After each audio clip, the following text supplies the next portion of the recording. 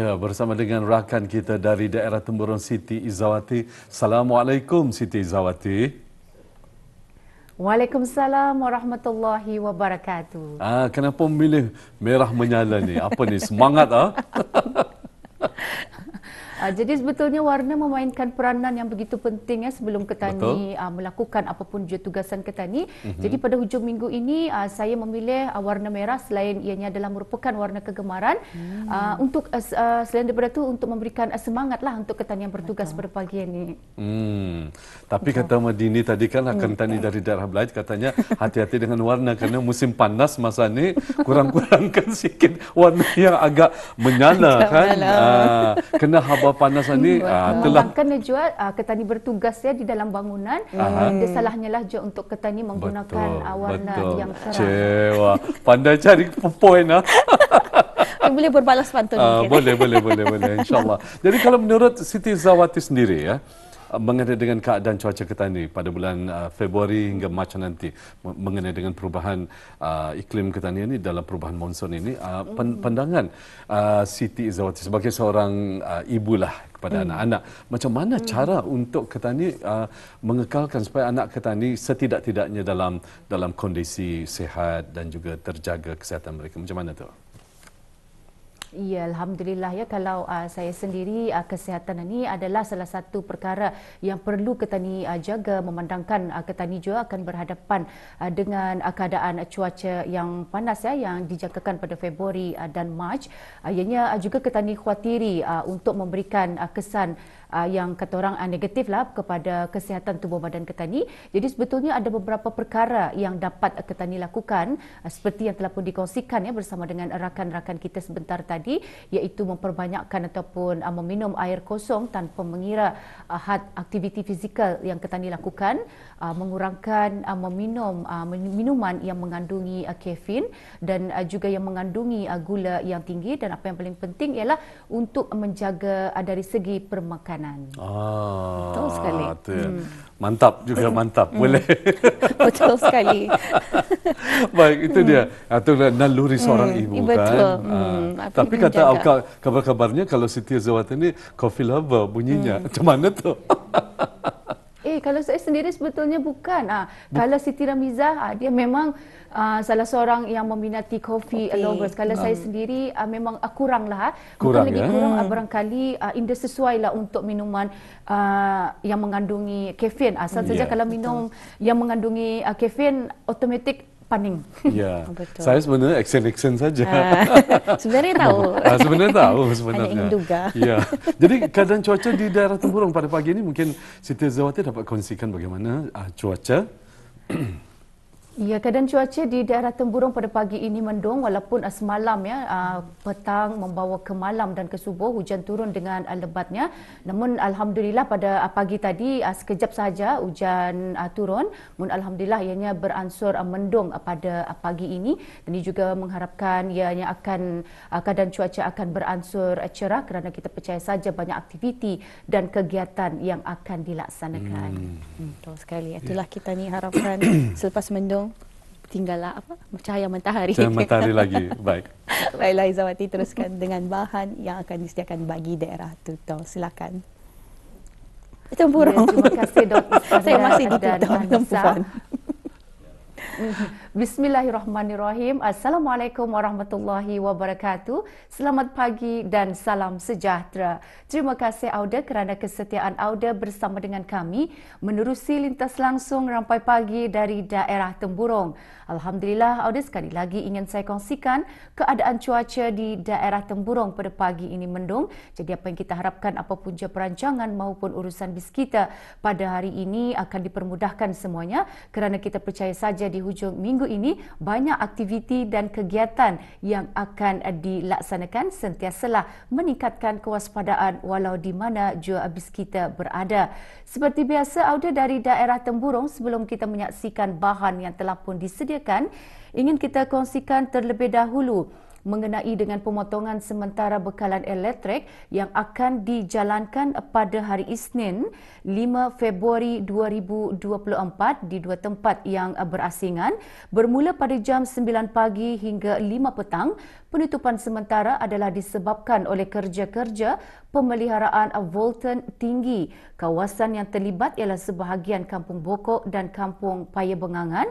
Di sebelah petang pula bermula pada jam 2 petang hingga 5 petang, penutupan sementara disebabkan oleh kerja-kerja penggantian volten rendah. Kawasan yang terjejas ialah sebahagian Kampung Sumbiling Baru dan kawasan sekitarnya. Jadi kepada bus kita yang tinggal di kawasan kampung berkenaan, supaya akan dapat mengambil maklum mengenai dengan penutupan sementara bekalan elektrik yang akan dijalankan di dua buah tempat yang berasingan, iaitu bermula pada jam 9 pagi hingga 5 petang, itu bertempat di sebahagian Kampung Bokok dan Kampung Paya Bengangan.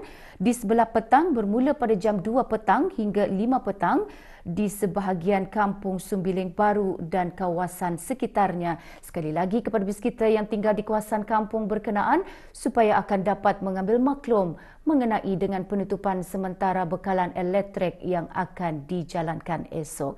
Ya, Auda, itu dia maklumat semasa yang dapat saya kongsikan bersama dengan Auda. Seterusnya kita terus saja menyaksikan bahan yang telah pun disediakan oleh rakan tugas kita. Kita saksikan bersama.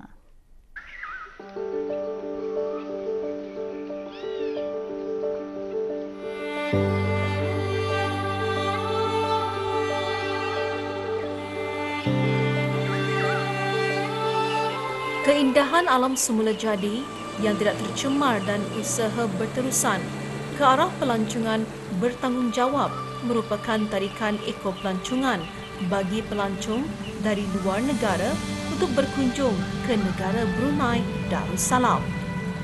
Di samping itu, Brunei juga merupakan sebuah destinasi yang boleh memberikan ketenangan kepada pengunjung yang inginkan ketenangan dan inginkan pengalaman jauh dari bandar.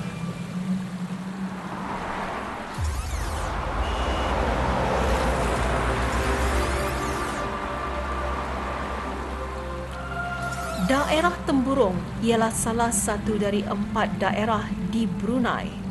Ia merupakan daerah yang paling timur dan sebuah eksklav, iaitu terpisah dari tanah besar Brunei oleh daerah Limbang dalam Sarawak, Malaysia.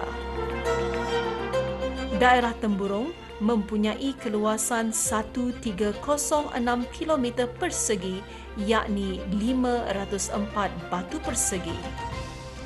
Kini daerah Temburong telah banyak mengalami perubahan dari segi perkembangan infrastruktur yang mapan dengan terbinanya jambatan penghubung dari daerah Brunei dan Muara dan daerah Temburong yang sudah mula beroperasi pada tahun 2020 sehingga kini. Dengan ini, daerah Temburong telah banyak menerima kunjungan dari masyarakat setempat, malahan juga dari pelancong luar negara.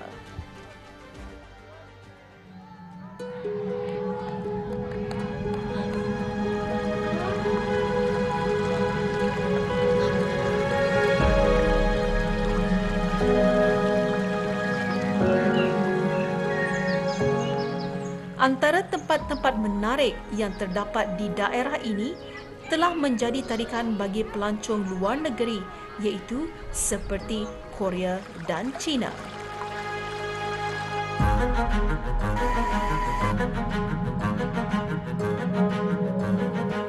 Salah satu tempat tarikan yang menjadi tumpuan ialah tempat penginapan yang menarik terdapat di Kampung Batang Duri.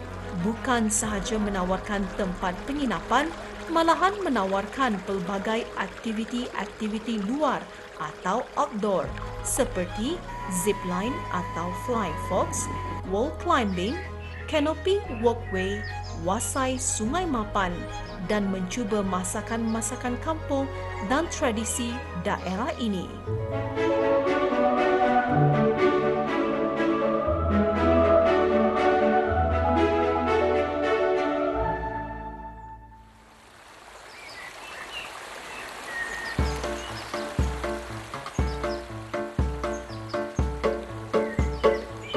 disebabkan keunikan dan keindahan yang ditawarkan, terutama dari segi keindahan alam semula jadi, menjadikan daerah Temburong salah satu tempat tarikan utama yang menjadi pilihan mereka. Terutamanya di kawasan Ulu Temburong, Kampung Batang Duri, tarikan ke Canopy Walkway dan menyelusuri Sungai Ulu Temburong dengan menggunakan perahu temuai adalah antara satu pengalaman yang hanya boleh didapat di sini.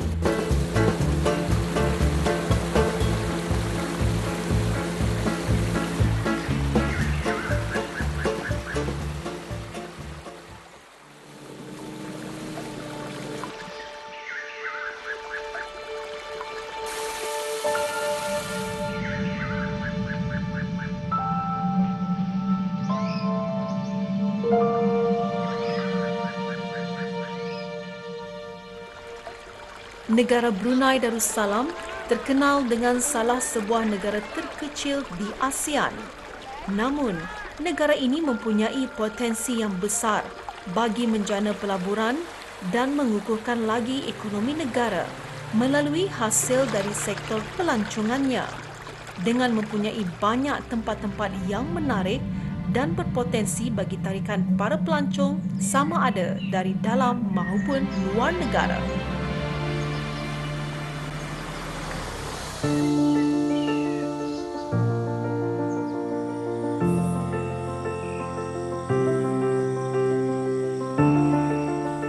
Sehubungan dengan itu, semoga pihak-pihak yang berkenaan dapat menyalurkan bantuan untuk memperkembangkan dan membukakan tempat-tempat menarik yang telah banyak dirintis oleh segelintir penduduk serta masyarakat di daerah ini bagi memberikan peluang yang luas kepada anak belia untuk mencari pendapatan sampingan dalam pada masa yang sama juga dapat meningkatkan keuntungan ekonomi bagi negara dengan berkembangnya penjanaan pelaburan dan pengukuhan ekonomi negara secara tidak langsung.